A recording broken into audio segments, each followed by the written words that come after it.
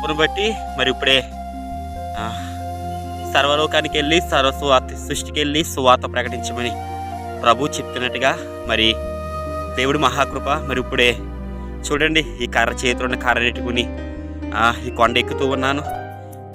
ఇంకా చాలా దూరం నడవాలి.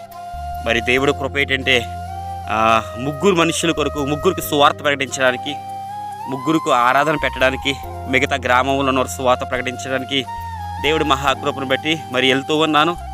మరి ప్రార్థన చేయండి.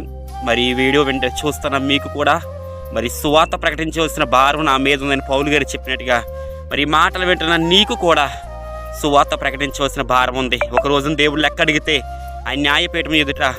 కాబట్టి మనకి ఎన్ని పనులు ఉన్నా మరి ఎక్కడున్నా, అడవులోనే కాదు కానీ ఎక్కడున్నా మరి మీరు కూడా సువార్త ప్రకటించడానికి మరి ప్రభువు మాటగా దేవుని సేవకుడిగా నేను నా మాట మరి విని దాని ప్రకారం మన సువార్త కొరకు ప్రయాసపడదాం. God bless you.